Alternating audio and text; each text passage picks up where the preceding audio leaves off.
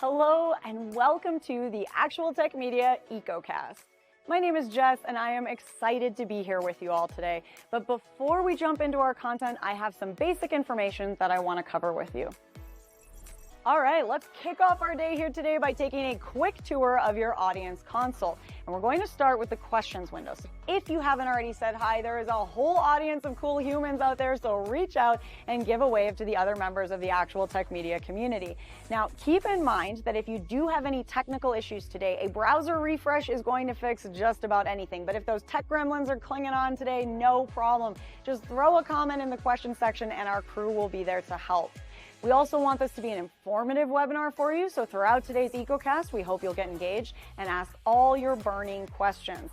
Not only will we have team members responding to you over a live chat, we will also have a dedicated Q&A session at the end of our presentations. Now, if we don't get to your question during the live webinar today, don't worry, because the awesome experts that we have here with us will be following up after we wrap. All right, next up, there's going to be lots of cool aha moments on the EcoCast today. And if you want to share those with your community, we've made it nice and easy for you. You can use the Twitter button right there in your audience console, and the hashtag for today's EcoCast will be automatically added to your post.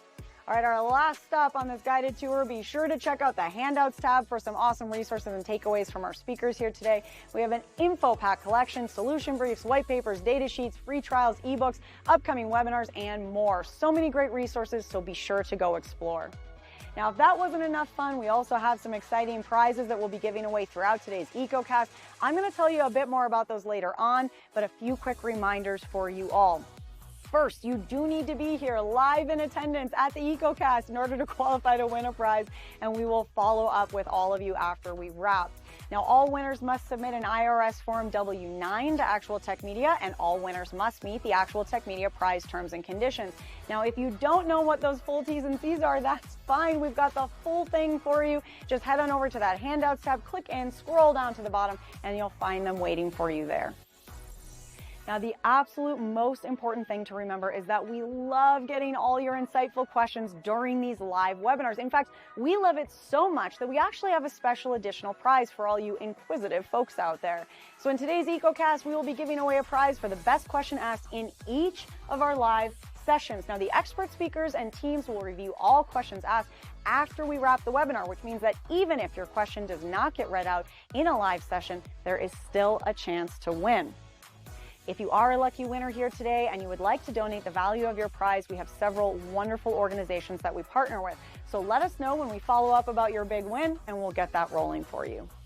Again, we are so happy to have you all here with us live at the EcoCast today, and we want to keep that good feeling going, so let's connect on social media. Reach out and connect with Actual Tech Media on Twitter and on LinkedIn. We have lots of great content, and we always want to hear from you. Now, if you're looking for more awesome content and resources right after we wrap the EcoCast today, be sure to subscribe to the Actual Tech Media channel on YouTube. Another fun way to win a prize and, hey, grow this awesome community is to refer an industry friend or a coworker to the Actual Tech Media webinar series. Now, you'll find a link to do that right in your handouts tab, and you will also be automatically redirected at the end of the webinar. And both you and your coworker or friend could win a prize, and we hold those drawings every month. So be sure to refer a friend because, hey, it could quite literally be a win-win situation. Next, we have a cool opportunity for all the decision makers out there to get connected with new and emerging tech and innovative vendors. Here's how it works. All you need to do is click on the link in your handouts tab, fill out a quick application, and the Actual Tech crew will then match you with some vendors that we think you should probably be chatting with based on your needs. There will also be fun opportunities that you get to choose to join in, like surveys, test runs, new solutions, extended demos, and so on. You'll get some chances to win extra prizes, you'll chat with great people, and you'll learn about the hottest new trends in tech. So be sure to apply, or hey, send that link to a decision maker on your team. Now, I want to take a quick minute here to remind you all about one of my favorite resources, and that is ransomware.org. You can find out everything you need to know about ransomware, how to prepare, prevent, and recover. This site is jam-packed with information, helpful tips, checklists, strategic approaches, case studies, everything you need in one place. So wherever you are in your ransomware preparedness journey, there is something for you at ransomware.org. Go check it out and start exploring. All right, I have one more exciting resource I have to tell you about today, and that is the Gorilla Guide Book Club. It's going to give you access to free enterprise IT books authored by top industry experts, so you can stay up to date on trending enterprise technology. And yes, these books will work on your Kindle, your mobile device, and as I said, they are completely free. You can download these awesome resources at gorilla.guide, and there's a link for you in that handouts tab as well. All right, well, we have covered a lot of important things already, and I don't know about you all, but I am excited to dive in. So let's get going.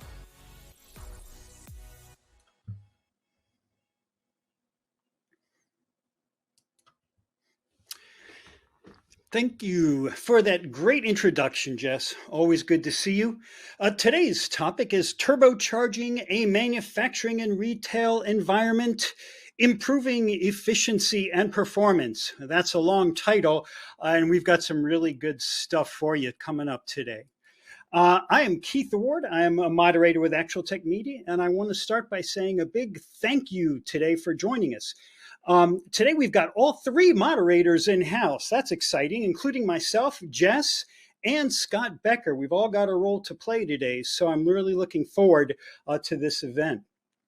On the Vertical EcoCast today, we've got two of the most innovative leading companies in the industry, including Rubrik and VMware, presenting crucial information on these verticals, on the manufacturing verticals and the retail vertical. As Jess said, and I want to reiterate again, we have got three $300 Amazon gift cards that we are giving away. So stay tuned for that. After each presentation, we'll be having at least one gift card giveaway. All right. Up next, we have a quick poll question for you. What is your time frame for adding new or existing IT solutions at your company? People are in all kinds of different situations. They're just planning. They are in the midst of a deployment. They're in the midst of an upgrade. Maybe you've completed an upgrade and you're kind of seeing how it's going. Let us know, because this kind of information is really important and useful to us to kind of know where you are at in your IT journey. That's good stuff. So keep voting. We got a couple more seconds here for you to vote and tell us where you are, where you're at, and where you're going in the future, kind of all encompassing here. So what I want to do now is I just want to set the table a little bit. I want to give you a little bit of context on today's topic first, before we dive in with our other presenters. But I brought an expert in who is steeped in the manufacturing and retail sectors. He's done a lot of work in it over the years, and is someone I just wanted to have a little chat with, just to kind of provide some context for the information you're going to be receiving. His name is Ed Tittle. And I think Ed is ready to go now, so I'm going to bring him in. We're going to get on camera, and we are going to get started. Hi, everyone, and thanks for joining us. I'm Keith Ward with Actual Tech Media, and joining me for this discussion is Ed Tittle. Now, Ed is a freelance technology writer and consultant with many years in various positions in IT. He's been writing books for a long time. In fact, I've used some of Ed's books to become an MCP way back in the day. So Ed's been around a while. His knowledge is broad and it's deep, and we are happy to have him here with us. Now, Ed, you've worked in IT in the manufacturing sector, isn't that correct? Yes. Okay. You've got a lot of experience in this space, and so we're going to dive into two primary verticals today. We're going to talk about manufacturing, and we're also going to talk about retail. So the first question I have for you today, Ed, is what are the key considerations for manufacturers when it comes to improving operational efficiency and performance? Well, the thing about manufacturing is that it generally tends to depend on massive amounts of repetition. If you're building widgets, the more widgets you can build, generally the better off you are. And that means that as you're building those widgets, there are a lot of processes and activities and accounting and transfer and transport and delivery and all kinds of other related things that essentially have to happen lots of times in order to make it worthwhile to do them. And so what we find is that the best way to be more efficient and effective in doing manufacturing is to build yourself a rock solid process and then cookie cutter the heck out of it. And what do you mean by that when you say cookie cutter the heck out of it? Well, once you have things working to your satisfaction and you know that you can keep repeating them as many times as you need to fill your orders or to provide your inputs to other manufacturers or perhaps for sale, then you have to do what you can to keep things moving and keep things running as effectively as possible. And that means things like being able to scale correctly, right? It means things like making sure you can secure everything properly and not slow down operations too much, things like that, right? In general, yes, anything that you can do to keep things moving and to keep them even moving just a little bit faster incrementally, it translates directly into improved productivity and presumably also improved profitability. Great. So let me ask you, back in your days in manufacturing, things have changed a lot since then in terms of the modern environment, the modern IT environment with the cloud and all of that. What are some of the biggest differences that you have seen from your days in working in manufacturing to today? Well, at a high level, things are quite similar.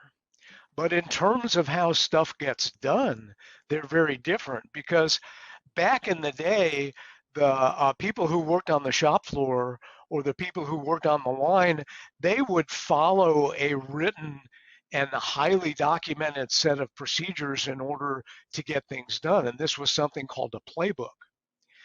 We still have playbooks today, and we still use them um, all the time, but today it's automation that is accepting the playbook and actually implementing the playbook. So what we have is we have a lot more, a lot faster because machines are doing what we had to depend on humans to do more or less manually.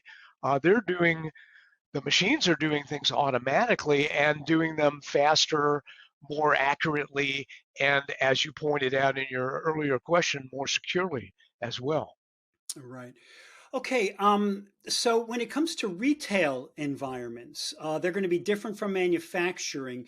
Can you kind of compare and contrast and talk about some of the things that are important in the retail space?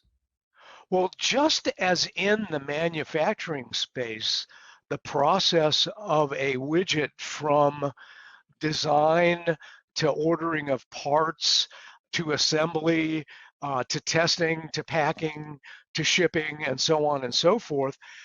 In retail, there is a very similar step-by-step process that occurs as merchandise is selected and then ordered, and orders get filled, and warehouses get stocked, and items move from a warehouse into a retail location, and then as the stock gets drawn down in the retail location, stock moves from the warehouse to the retail outlet so that we can keep things on the shelves and provide customers with the things that they're looking for. And as we look at the various steps that occur from um, specification to ordering, when specific items run out, going through the substitution process to find a reasonable alternative for something that you can't get anymore. All of these things also work very well with automation and even with artificial intelligence to keep an eye on what's moving. One of the secrets of retail is figuring out what people want and then giving them as much of it rather as they can take. And what artificial intelligence lets retailers do is be much more sensitive to what's moving, not just in terms of units, but also in terms of trends, especially in terms of what's trending up and what's trending down. And all that stuff really matters an awful lot, and it's being used more and more effectively in the retail trade nowadays, especially among, the mega retailers, of which companies like Amazon and Walmart are probably very good examples. So you've mentioned automation several times now.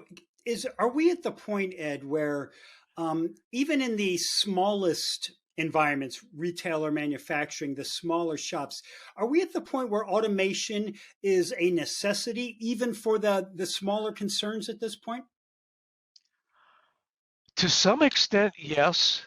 And I'll give you an example that's not purely retail, but it's retail-like enough that it will make immediate sense to the viewers. And that is, a lot of the restaurants that you go in nowadays, when you check out with the server, they bring a point of sale device to your table. You plug your credit card in, and you actually um, validate yourself, you provide the tip, you authorize the transaction, and you might even provide your email address so that they can contact you later to give you feedback. That is a level of automation that is striking into retail in a lot of smaller outlets, as well as in restaurants of all kinds for the food services business. So to some extent, yes, but really the players in the retail game that are benefiting most from the automation technology are the ones that either, like Walmart or the major grocery chains, have lots and lots of outlets where they can benefit from spending to let them scale more effectively, or where, like Amazon, they do such a huge volume of business that they have their own supporting infrastructure that is, and I'm not kidding when I say this, a scale unto itself. So, last question for you today, Ed.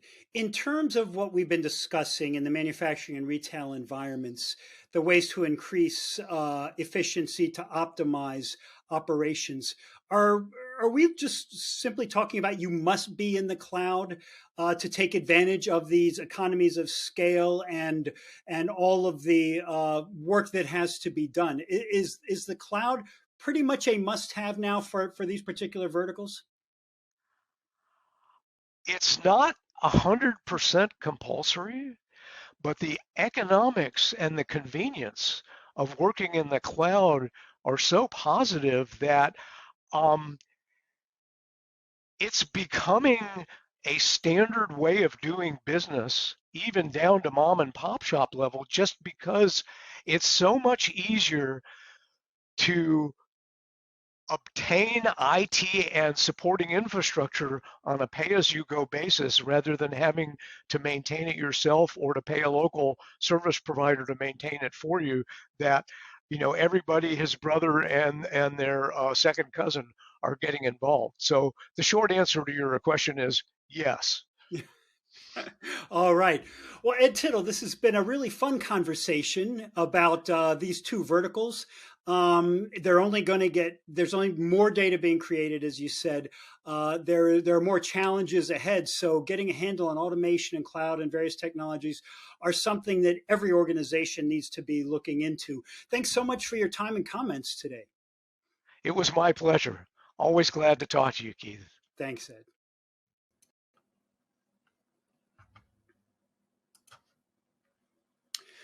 All right. I always enjoy talking with Ed. He is a true expert.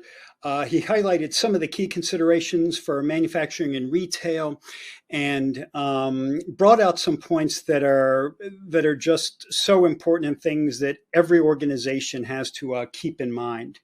And now, with that, it is time for the main event. Our first speaker today up is Zubin Talavia, an advisory sales engineer with Rubrik.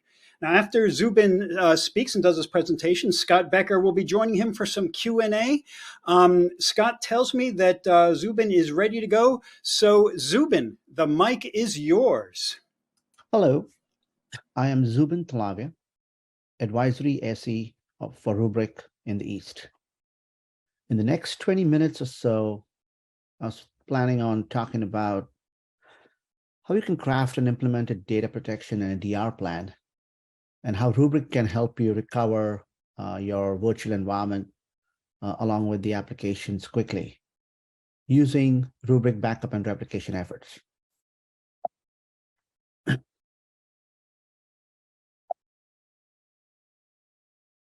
So let's talk a little bit about why you need DR, right?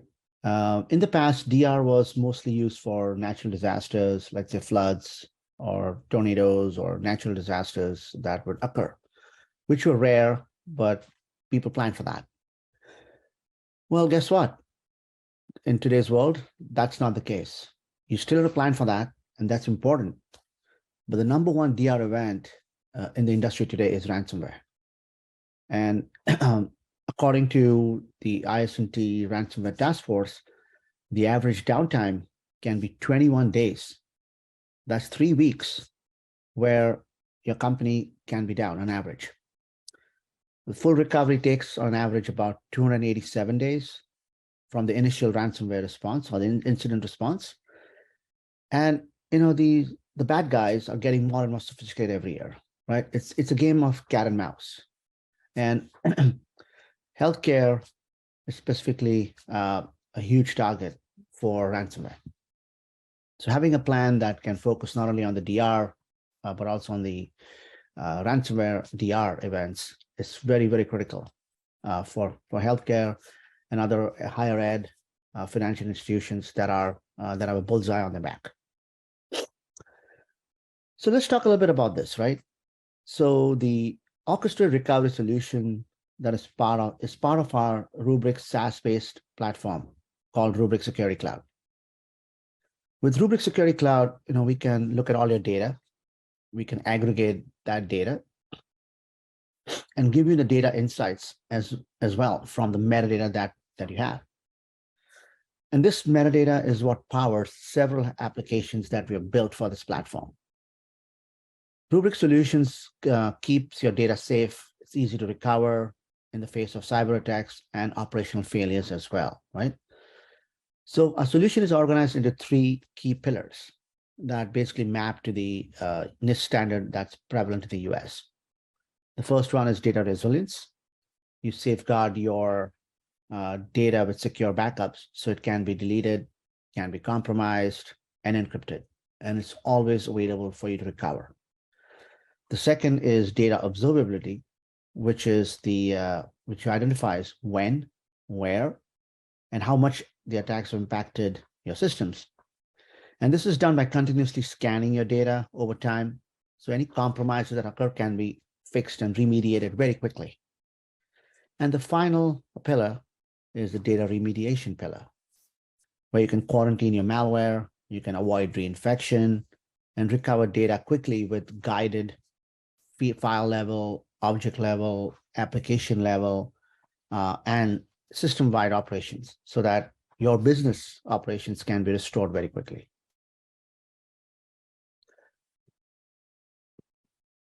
Now, let's go into the Rubrik's approach on how to do this.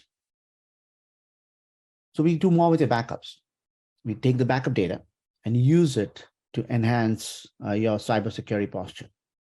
So legacy implementations that are out there today with backup products that are old are ineffective in ransomware.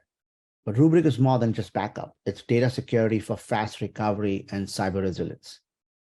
Right? The other problem is there are so many different products and silos, right? And for doing different things, there is maybe a product that just does VMware. The other one does, SQL, and all that can create a complexity when you have, backup and DR as separate products that you have to manage and maintain and update.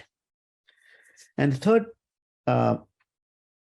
pillar, or the third key thing to think about is how do you prove the DR readiness, right? Do you do regular DR tests? How do you prove to the auditors and internal teams that, hey, if the DR does occur, we are ready for it?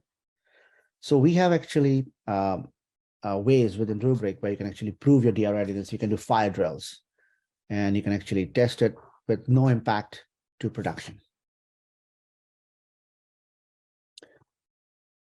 So how it all works and what it does is pretty straightforward. It's based on the concept of recovery blueprints. Application blueprints which are basically developed ahead of time before the DR disaster occurs.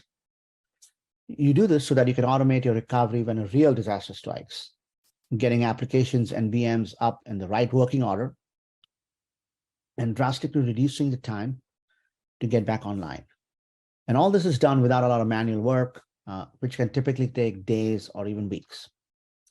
You can use those even to do your test dev for DR planning. You can do in-place recovery, which allows you to fail over to your DR target on-site, on-prem, or even fail over to the cloud with recovery to VMware Cloud in AWS or Azure, or even Google's Cloud VMware engine. DR and cloud migration are not the same, so to keep that in mind. But there are folks who can, don't have a tertiary or secondary DR site, can leverage the cloud for DR. DR to the cloud, for example, there's cost savings when you go with, Azure VMware Solution, VMC, or even GCVE. And all this happens when they're under pressure for, hey, I need to go to the cloud, right? I need to do digital transformation. And that's where this factor comes in. So how does it all work together? So from a Rubrik perspective, let's say if you were hit with something like ransomware, where you suspect it's ransomware. Even if you utter the word ransomware in a cyber attack scenario, you get assigned, we have a ransomware response team. This ransomware response team ransomware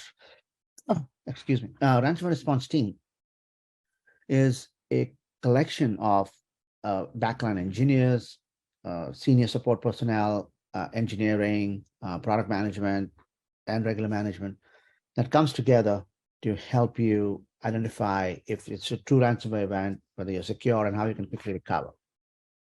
When you call into Rubrik support and say the word ransomware, you assign an incident management partner, right? You detected that something kind of going on. You'll kind of engage with our support or the incident management partner. We will work with you to identify the relevant, IOCs or where the compromise could be. You obviously involve your teams in this as well. Your security teams might get involved. You might involve a third-party security company to do further forensics. And then the recovery, once you've identified all that, the recovery begins. We'll focus on rebuilding the stack, right? We'll become AD first. Then we'll do certificates, DNS, VMware, NAS, etc. All that happens. And all this is done, we kind of engage with you till you tell us that we are done and, we can go. Now, there are different, obviously, from our Rubrik Security Cloud, we have different products that kind of work together in tandem to get you up and running very quickly, right? So we have a ransom investigation piece that, we'll probe into the attack and we'll save you time by identifying, hey, these are the systems that have been impacted, and this is where the impact is. Once we know that, and we want to find out what the relevant IOC is, we have a threat hunting capability where we can identify the IOC and identify the clean recovery point so that you don't reinfect yourself. And then finally, once the recovery efforts begin, and we'll talk a little bit about that, I'll demo that as well, is we have an orchestrated recovery process where you can quickly recover to the workflow that you need to be at from a clean copy. All this together forms an end-to-end integrated ransomware recovery solution that Rubrik offers to customers today. Okay, so now it's time for a demo. So I'm going to switch slides, screens here a bit, and I can show you how it all works. All right, so what you can see on the screen right now is our SaaS platform, Rubrik Security Cloud. I'm not going to focus on any of that other than the orchestrated recovery process and how that works. But as part of Rubrik Security Cloud, you get the ransomware monitoring, the sensitive discovery, along with the orchestrated recovery piece. Diving into the orchestrated recovery piece, you see that we have a bunch of objects and recovery plans that have been put into place. So the key to a DR plan or DR recovery process is what we call a blueprint or a recovery plan. We offer 3 different plan types, right? A DR recovery plan, that's for your natural disasters, where you want to fail over from one data center to the other data center. we offer an in-place recovery plan, which is if you have a single data center, but you want to quickly bring it up in case there's an outage. And then the third recovery plan type is the isolated recovery. And that is for you in case of an ransomware attack, where you want to bring up the application in an isolated environment, run further analysis tools, make sure it's clean before you can roll it in production. It all starts by the creation of what we call a recovery plan or a blueprint. So if I were to start with a disaster recovery plan, I can just, give it a name. You select the cluster that I want to use this for, and I want to fail over from, let's say, my Palo Alto side to my Cork side. I can then choose the virtual machines, for example, that are part of this plan, right? So if I have, let's say, these 3 virtual machines that I want to be part of this plan, I can now choose how do I want to start it up. Maybe, my MS Patch 1 is my database, so I want to start that first. This might be my middleware, and this might be my UI. So I want to bring them up in the right order. I then further can choose which VMware compute cluster I want to select for this. I want to choose the compute resources, whether I want to minimize recovery time or do I minimize the data store usage. I can now select the data store that I specifically want to use for this failover. And then finally, I can choose, there are any postscripts that I want to run on any of these, the network resources that I want to choose that I've already created up front, right? If they're static IPs or DHCP, which ones you want to use. And the nice thing about this whole plan is I can have a different set of networks for test and a different ones for management. So if I choose, for example, that, hey, I want to test this out, and I only want to use a separate network to just test failover so I don't impact production, I can do that as well. Once I click on next, assign any domains, how do I want to start backing it up? I click on next, and now I can create that plan. Once I've created that plan, I literally have to go in and I can test it. And once as part of my testing process, I can even say, let's, recover it. And I can start the failover, I can start the test failover. And it's very similar. If I want to start the failover, actual failover, I can just say, hey, do I want to reconfigure the network or do I want to pause? Click on continue. And even before that, I can actually go in and choose at what point in time I want to use for this. I could choose the latest recovery point, or I could select a point in time, like a snapshot that I know is not corrupted, for example. I want to go back a few days or hours, depending on your backup schedule.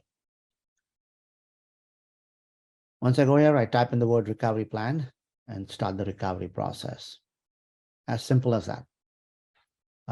It works the same way. If I have, let's say, an in-place recovery or an isolated recovery plan, the isolated recovery plan, the only difference for that is that it basically will, there's no test failure there. You're basically choosing to start this application process, and then you can choose which snapshots you want to use from.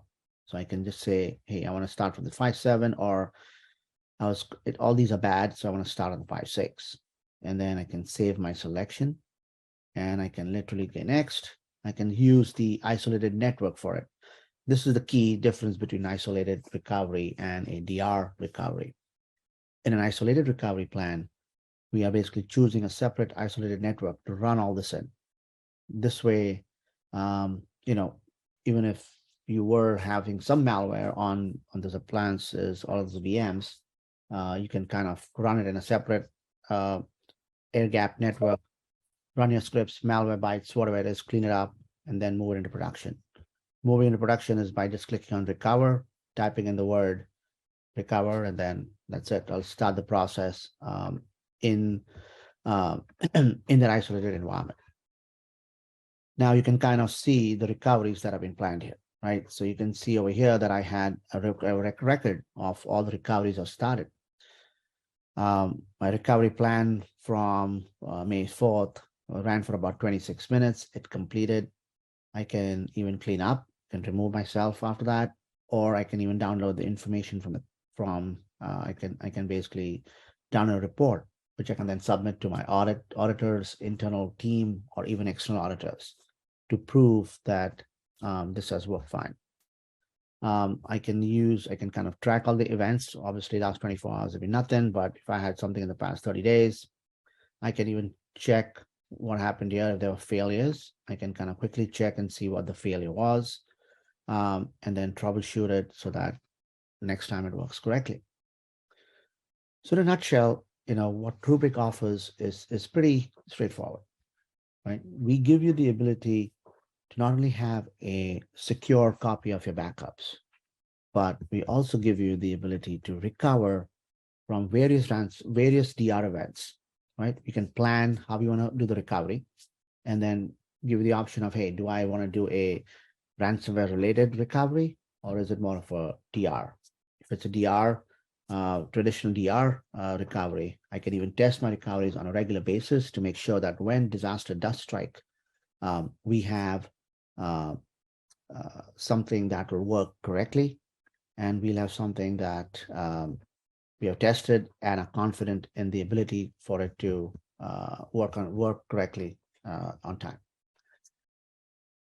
If you want to learn more about Rubrik and orchestrated recovery, please visit our website, and you can search for orchestrated application recovery. There are a whole bunch of demos, there are a bunch of PDFs. There's a technical white paper as well, and also a blog. Hopefully this was a good introduction to Rubrik and how Rubrik helps you with crafting and implementing a disaster recovery plan. And I thank you for your time. And if there are further questions, I'll be happy to answer them for you. Thank you. All right, Zubin, great presentation. Thanks as always, and great demo too. So we've got some questions coming in here from the audience. The first one actually is not from the audience, it's from me. What are the most frequent mistakes that you've seen customers make around data protection and DR? That's a good question. So frequent mistakes. So what I kind of see is people don't know, where the data is. That's one of the things that I've seen is people don't realize that data is everywhere, and systems and locations that they may not even think of. And as a result, they are exposed if there's sensitive data in there. What I also see is people don't follow what I call the 3-2-1 rule many times, right? 3 copies of data, 2 different locations, 1 offsite. Many of them don't follow that. So if a DR occurs, they are basically in trouble. And then the third part that I've also seen is many of the folks are using legacy systems, backup data protection systems, which are not secure at all. So when they hit by ransomware attack, which is more likely than any natural DR, the backup system gets compromised, and now they have no other option but to pay the ransom. Great, great insights there from your experience in the field. You mentioned 3-2-1, and that gets us to one of the questions here from the audience about, is the 3-2-1 rule still the best practice? And I just wonder, like, when you think about 3-2-1, a lot of it was like, tape and disk, and 1 copy offsite. Obviously, things are more complicated and more flexible now. How do you think about the 3-2-1? So yes, it still is a good practice if you can do it. But think of it this way, right? Where in the past, people would like write locally and they'll write a tape, and the tape would be offsite, and they'll be happy. Well, in today's world, as the data growth has exploded, it's kind of like it's not very tenable for people to do that all the time. It's just, yes, tape is cheap, but its recovery is slow. Tapes can get damaged and you can lose data. If you have a need to restore the data quickly, which obviously data is money, right? If you cannot bring the systems up, there's a tangible loss of revenue. So the 3-2-1 rule basically is, and from a Rubrik perspective, is, hey, look, write your data to Rubrik, or basically make a copy of it. If you have a DR site, absolutely, replicate it. So if you get hit by a natural disaster on site A, you can still recover the data from site B, right? So that's your, second copy, right? Mhm. And then the third one is to, maybe go off-site. And when you're off-site, it could be a completely tertiary location. A lot of customers are using cloud as cheap and deep storage instead of tape. Okay, you Yeah. can still buy the tape, hey, if you wanted to, but there are so many options in public cloud, AWS, Azure, Google, that are very, very cheap, and they are for long-term archiving. So if you have the third copy there, let's say if you get, even if your DR centers are not geographically that dispersed and you lose those too, you still have the copy sitting in a cloud location somewhere that can be used to recover everything back. So I think a 3-to-1 rule, if you can, is absolutely still a good practice, and especially in today's world with ransomware, you want to have Awesome. multiple copies of that. Yeah. No, great context there, Zubin. Appreciate that. Next question: how does immutability work in Rubrik's implementation? So a Rubrik out of the gate has an immutable file system. It's called the Atlas file system. You can kind of find information on that just by Googling it. And what it is a closed file system. So we don't expose we don't expose our storage as NFS, CIFS, or any other protocol that is inherently insecure and can be easily compromised or spoofed. When you write any data to Rubrik, it writes to this staging area within the Rubrik platform. And we use TLS 1.2 for communication between clients. The data is encrypted in flight. When it's stored, it's encrypted at rest. But then what we have is an internal process that will then move that data to a secure location. And that secure location is not available or visible publicly, either via CLI or API or into the UI. Right? It's an internal process that does that. So it's inherently immutable. We follow the zero trust cluster design, which means that every node in a cluster has to authenticate itself first before granted access to that data. In addition to all that, we have a whole bunch of features and functionality around that security, around the file system, like multi-factor authentication, single sign-on, 2-person rule, retention lock, intelligent data lock, which you can kind of read up online or reach out to me later for more information. That will make your data secure and and immune from any ransomware attack. Awesome. No, thanks for that deep dive into Atlas and how the immutability works. That was great. Zubin, we're coming up on time, so if it's okay with you, I'll pass along some of the remaining audience questions for follow up. Yep, sure. That sounds good. Great, but just as a last question, how can people get started with Rubrik? So I mean, absolutely. We basically have a great website, right? So rubrik.com. We have a whole bunch of blogs, white papers, technical white papers that are available for you. If you can also reach out to me, and I can kind of put you in touch with your local Rubrik account team, who can kind of help coordinate a more detailed discussion with you. Awesome. Well, thanks a lot for a great presentation, great demo, and all the insights here in the Q&A, Zubin. No worries. Thank you for the opportunity, Scott.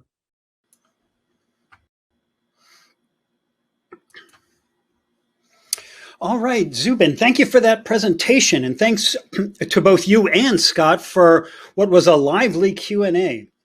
Up now, we've got a poll question for you. We want you to tell us what additional information you'd like from Rubrik.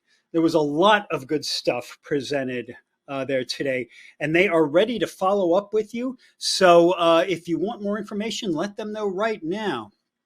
In addition, it is also time for the first prize drawing of the day. Remember, as Jess said at the beginning, you have to be present for the entire event to be eligible. And we do have a winner for the first $300 Amazon gift card. The winner is Gichan Paradise from Texas, probably one of my favorite names of all time.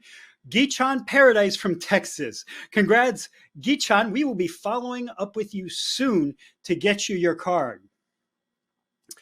And now we're ready for our next speaker. He is Ed Durbin, a Senior Director of Retail Industry Solutions at VMware. Pretty appropriate for this particular event today. Now, after Ed's presentation, Scott Becker will be joining again for more Q&A. It seems like Scott is our Q&A guy for today. Ed, you are up to bat now. Step up to the plate. Hey, Scott, thanks a lot. I appreciate that introduction, and I appreciate being here today. Ed Durbin, Senior Director of Global Retail at VMware, but I'm a retailer. I've been in retail all my life. I used to sell newspapers. So I think the reason why I bring that up is a lot of people out there today in retail, whether it's on LinkedIn or whether it's out in different publications, they talk about retail, they write about retail, but they weren't in retail. I've worked in stores, distribution centers, fulfillment centers.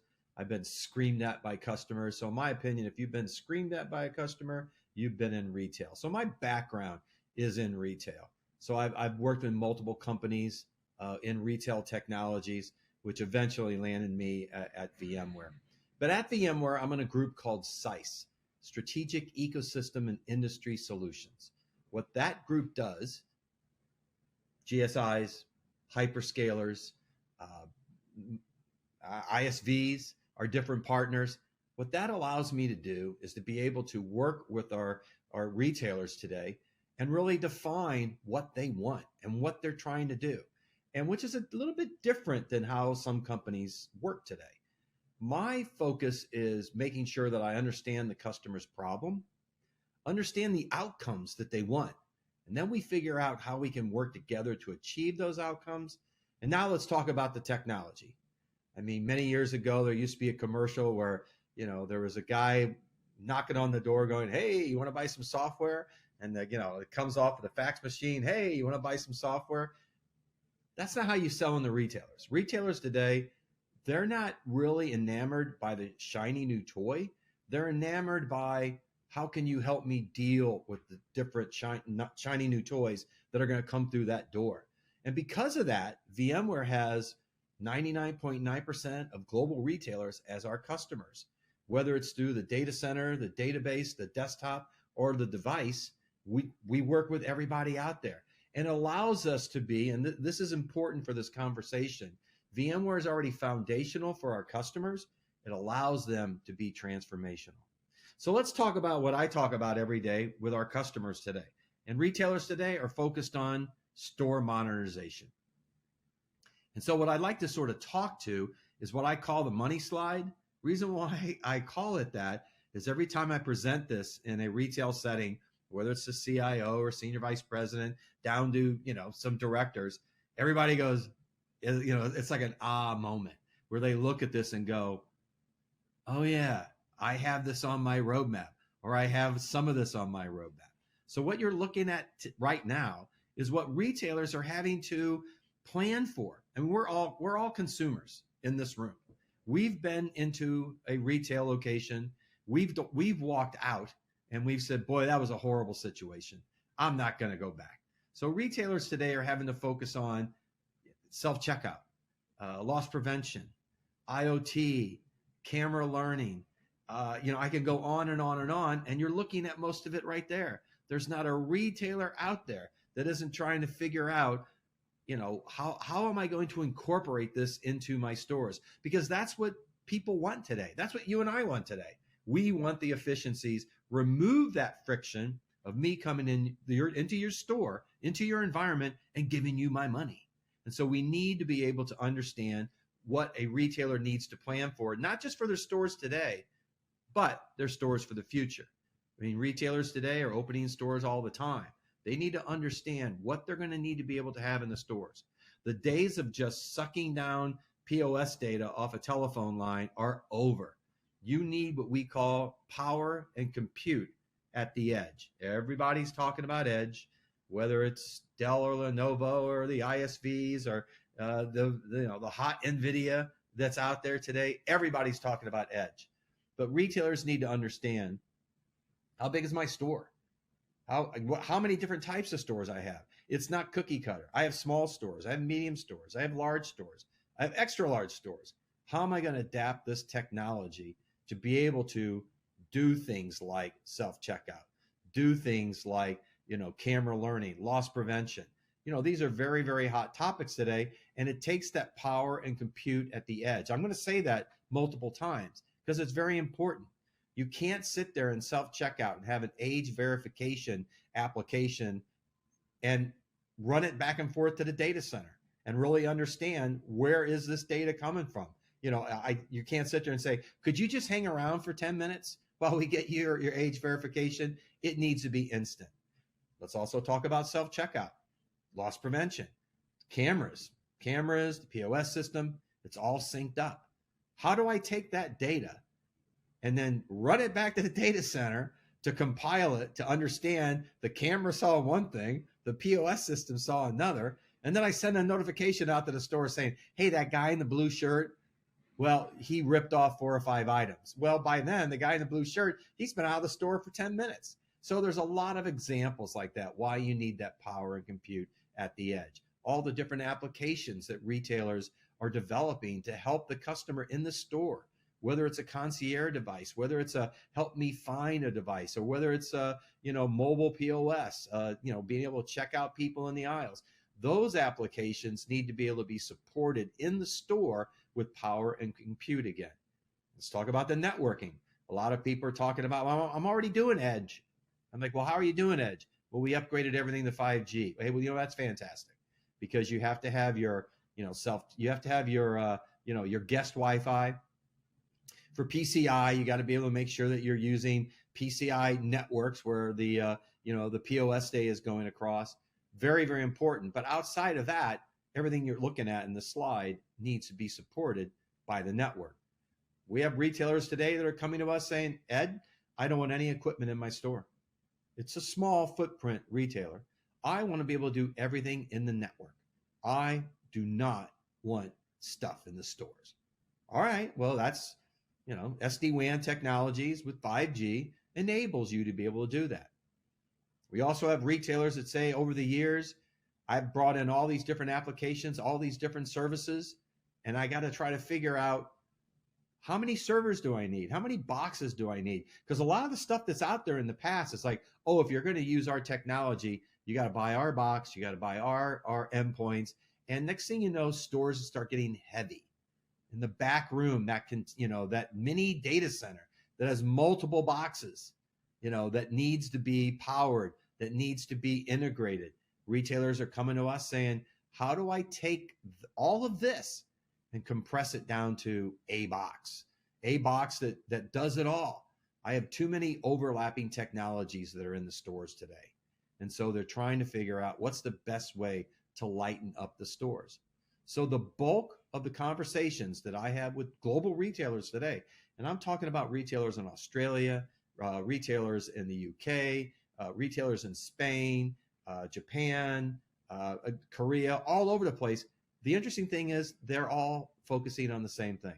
How do I understand the store modernization, what that needs to look like? But also keep in mind, there's been a big shift in retail lately. It's almost like destination retail. There's a very large retailer, the world's largest retailer, that is now into healthcare.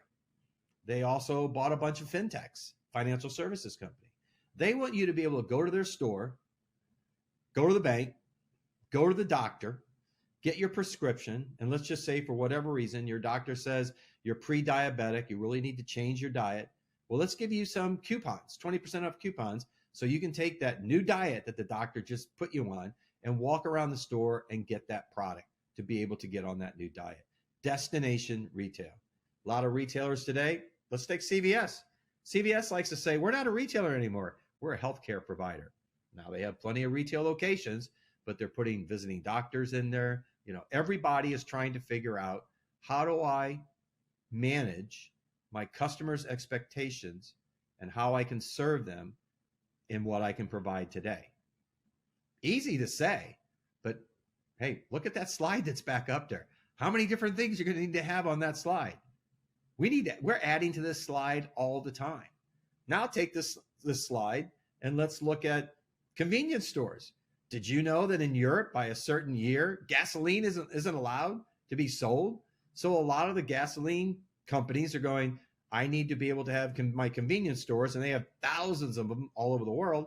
How do I convert that knowing that it's going to be a giant electrical outlet, but at the same time provide services that people want to come to be able to buy, what they used to buy when it was a gas station. So you have all these different facets in retail today. In banking, banks, they can't open up 1,000 banks, but they can open up 1,000 retail locations. That's why you're seeing, Capital One has a Capital One cafes. I was in one recently, and it's a big coffee shop that just happens to have ATMs out front and has little areas that you could sign up to talk to somebody in the bank. But it's providing a service, a retail service. It's a small little coffee shop, but because everybody banks on their phone today anyway. I mean, when was the last time you were in a bank? I was in a bank maybe 6 months ago because I think I had to get something certified. I'd hate to be a bulletproof glass sales guy in the United States today because banks don't use them. Banks don't need them. So it really allows us, VMware, to be able to foundationally help our retailers, whether they say, I want to move to clinical retail. I want to be able to move to self-checkout.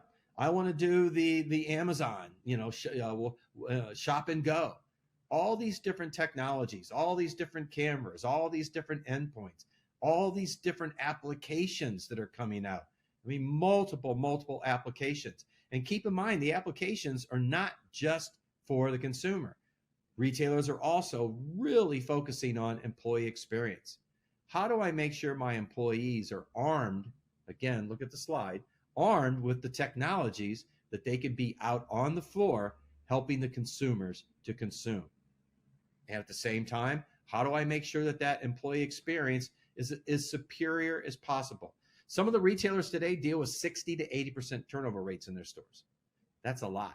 And they figure if they could reduce that by 5%, maybe 10%, it allows them to be able to save millions. So let me give somebody a device or give them an application. I'll use something that's very public.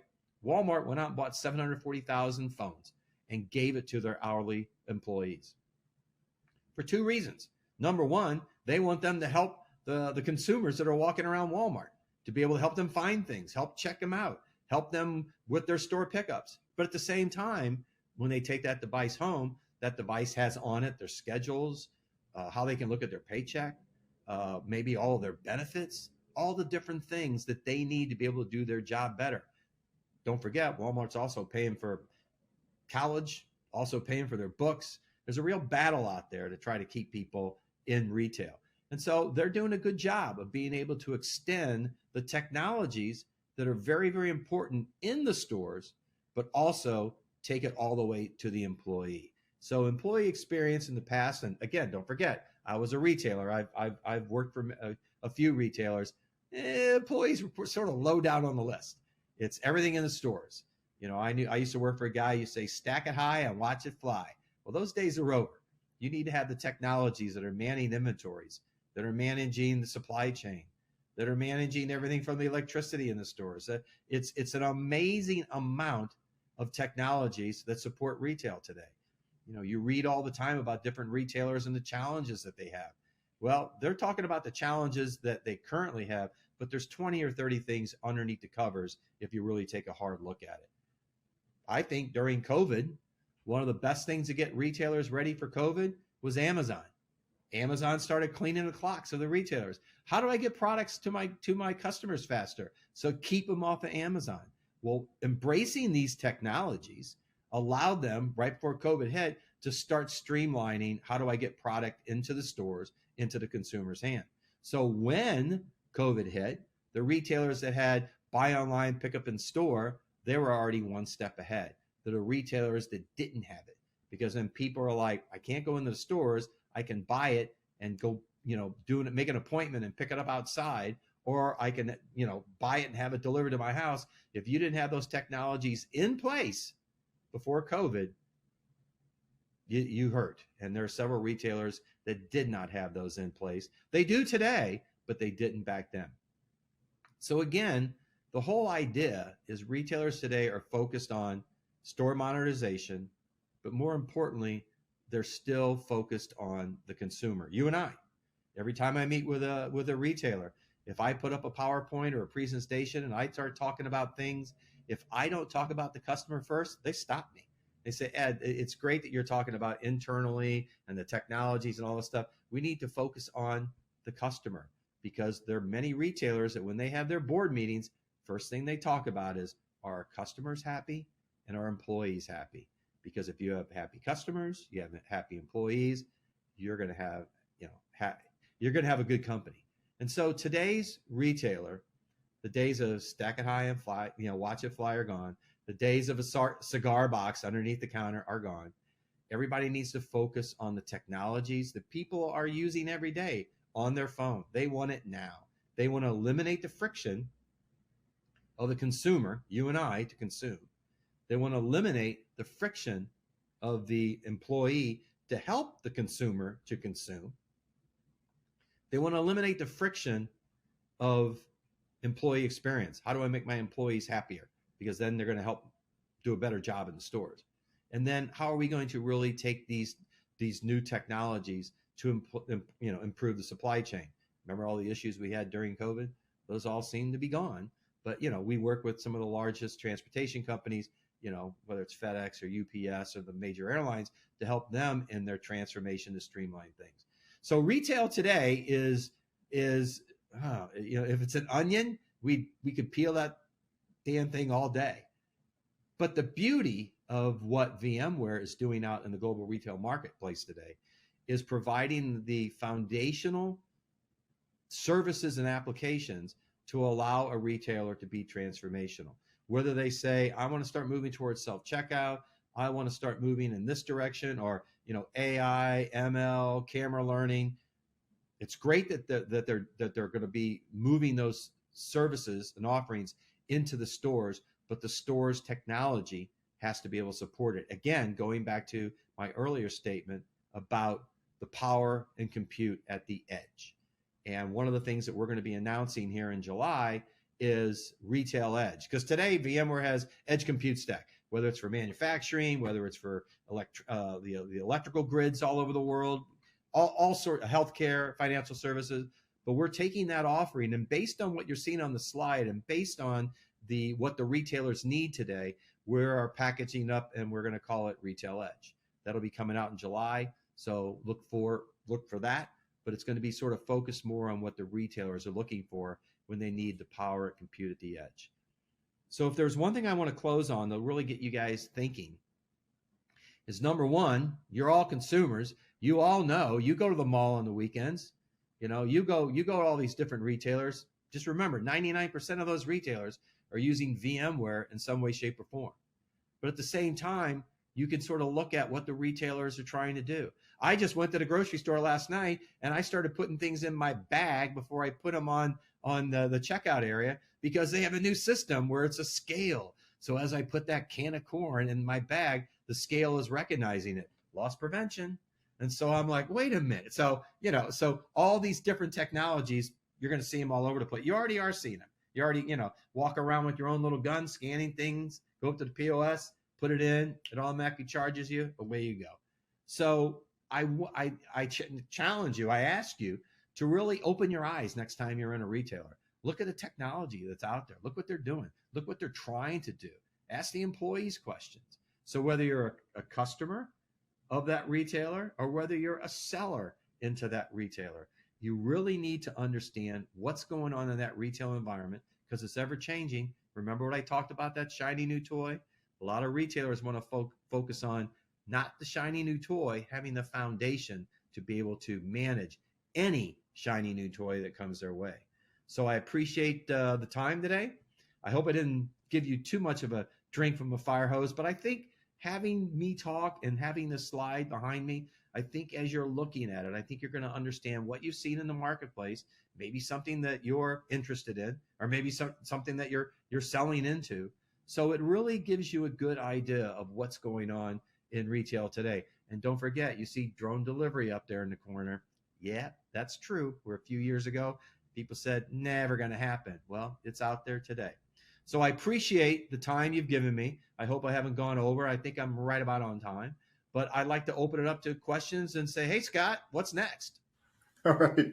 Yeah, Ed, great presentation. I love this slide and how it pulls together, sort of all the technologies that are behind our shopping experiences. I know I'm going to have a different view every time I walk to any kind of retail environment now.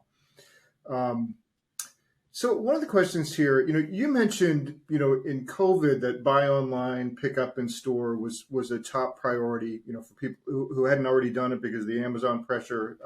That was their top priority then. What's top priority now with retailers that you meet with?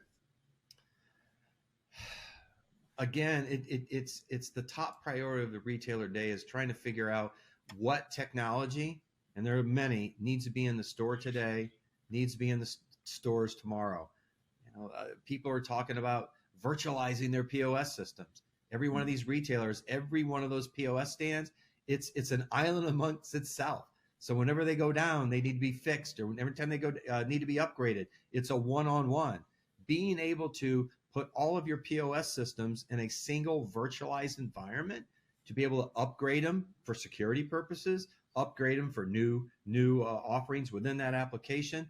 So retailers are seeing, as I'm moving into these new technologies, maybe I need to take a hard look at how I'm managing my POS systems, knowing that that's very, very important that's out there today. So it's that, but I think more than anything, retailers are saying, I got too much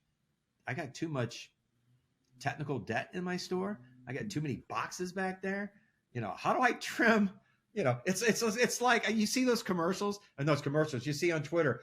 This is the stereo of the 70s. You got your speakers, you got your amplifier, you got your equalizer, you got your power amp, you got your cassette deck, you got your record player. And guess what?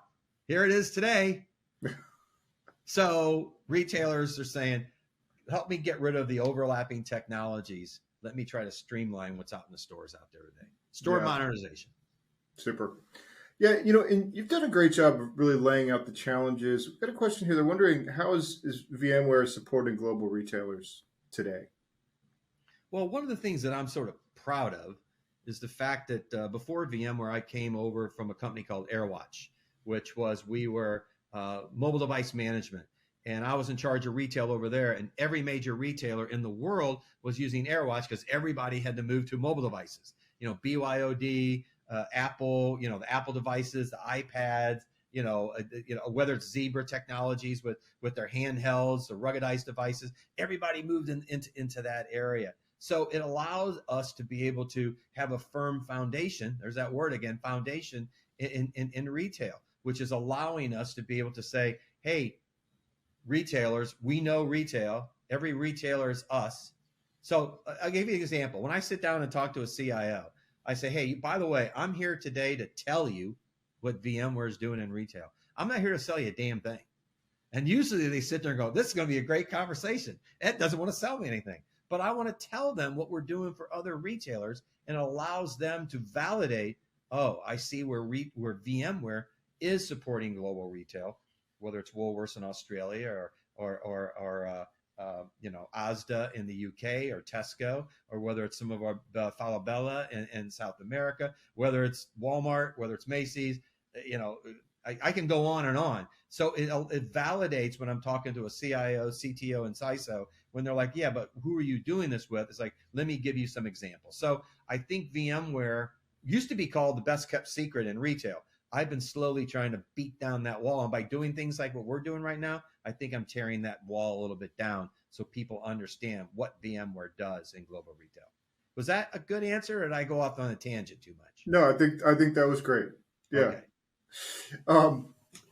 Do you have any thoughts on, the shiny new toys today and how they apply to retail, like, generative AI and ChatGPT and stuff like that? I think generative AI is something that is, it's something that VMware wants to overlay to our customers. So as they move in those directions, it's something that we feel is very important, whether it's self-checkout all the way up to generative AI. So, think of a customer that walks into a store and they have that retailer's application on their device. The guest network picks it up, says, Ed is here. And by the way, Ed is a vegetarian, so let's don't send anything to him that's, the meat special today.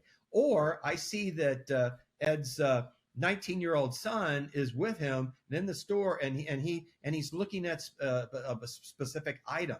Well, let's send him back some images of how that item looks on a 19-year-old versus, hey, here's a picture of those shoes, and it's on a old guy like me. And it's like, well, that doesn't match up. So you have AI that can be general, and then you have I keep saying degenerative. Sorry about that. Generative AI that can be more specific to whether it's the imaging or the messages. It's smarter. Chat GPT, I think, is something that you're going to see more retailers using internally, in their corporate headquarters. But man, they got to be really, really careful about that.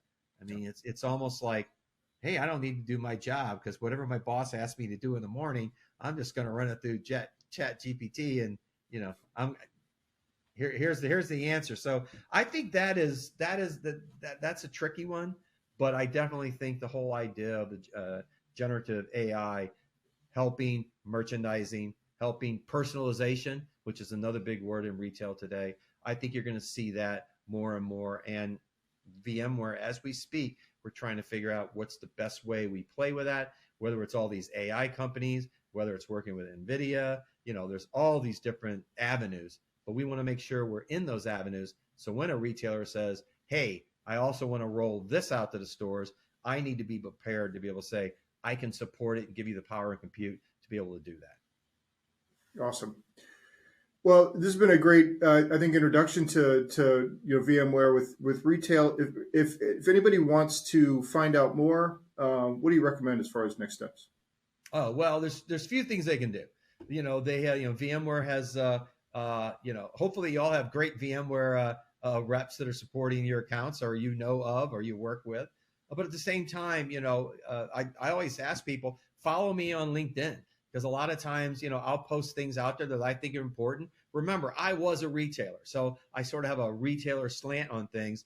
But at the same time, VMware has a phenomenal website that allows you to be able to go in there and take a look at whether it's the multi-cloud offerings, whether it's the edge offerings that are out there. A lot of great information that's out there.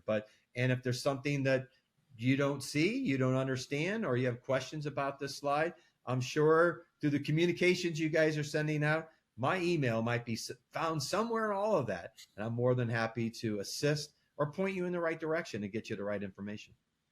Excellent. All right. Well, Ed, thanks very much for this update. Really appreciate it.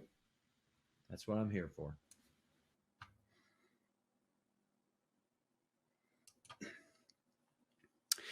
Degenerative AI, Ed? I wonder if that was kind of a Freudian slip there, right? AI is great, but it does have its downsides, like everything else. So thanks so much, Ed and Scott, for that fun presentation and just a great Q&A where you answered even more questions. So now you can see that we've got another poll question for you on the heels of that. You've heard about the VMware solution and what they offer retail. And you might have more questions. So if you want more information, let us know here. And someone from VMware, some nice, kind, bubbly person like Jess, for instance, will get back to you soon with the answers you seek. And that does wrap up our presentation for today, or both of our presentations for today. But as they say in the infomercials, wait, there's more. It's time for the last two gift card prize drawings. And the winners of those two remaining $300 gift cards, and remember, as Jess said at the beginning, you do have to be present for the entire event to be eligible. The winners of those last two $300 cards are Andre Bogaskanian from California, hope I said that right, and Amanda Sakurki from New Jersey, and I hope I said that right. Congratulations to our last two winners. We will be in touch soon to get you your gift cards. All right, so this was a really fun event. I enjoyed it a lot. If you were watching and you were thinking that this kind of thing is something that could help your company, that would give you the platform to tell others in the same sort of effective way about your solution, we would love to hear from you, to tell you or to help you determine which of our hundreds of events each year would be a good fit for you. Contact us at connect@VMware.com. at actualtechmedia.com, and we would be happy to put something together for you so that you can reach audiences in a similar way. And with that, on behalf of the Actual Tech Media team, I want to thank all of our presenters today. I want to thank Jess and Scott for helping me out, and for the demos, the Q&A insights, just a really full event. And I also want to thank VMware and Rubrik for making this event possible. Finally, last but not least, never least, we'd like to thank all of you for attending today's Vertical EcoCast from Actual Tech Media and for all of your great questions. Thanks for spending part of your day with us. We truly are grateful for you. Now that concludes today's event. Have a great rest of your day.